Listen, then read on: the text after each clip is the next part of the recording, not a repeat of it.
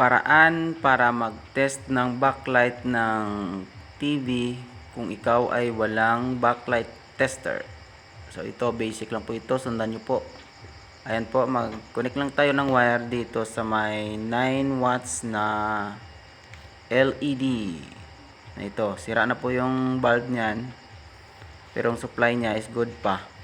So ganyan lang po, ikabit nyo lang dyan yung wire. Make sure na tama yung polarity. At saka yan, iilaw na po yan. Yan no,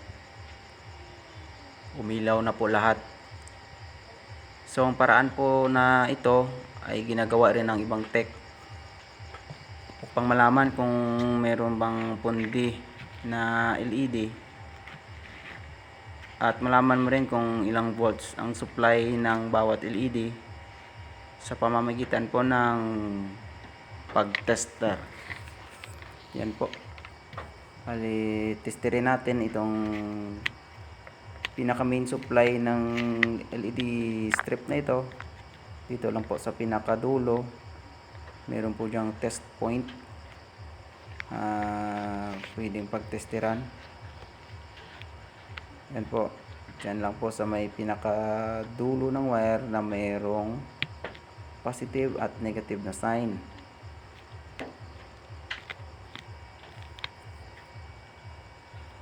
Yan lang po, basic lang po ito.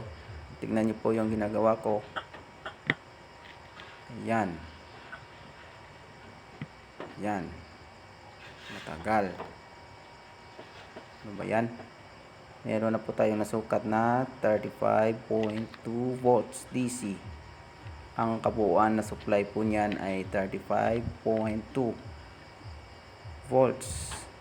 Tapos kapag mag-test ka naman dito sa individual na ilaw, kung ilang yung supply ng bawat LED, ay ganyan lang po. Meron po diyang test point sa magkabilaan po yan.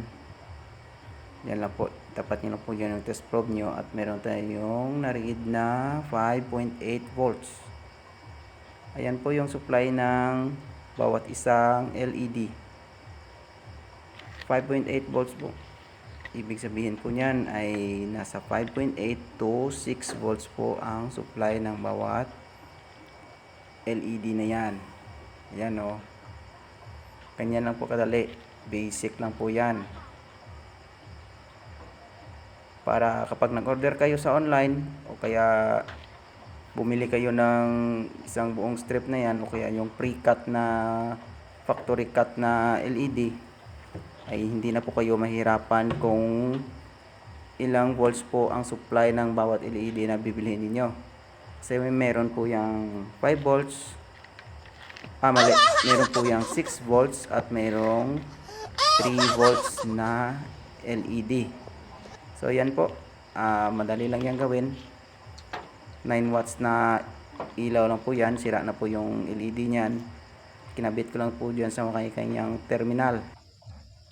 Make sure po na tama ang kanyang polarity para hindi naman po sira yung LED natin. So goods na yan.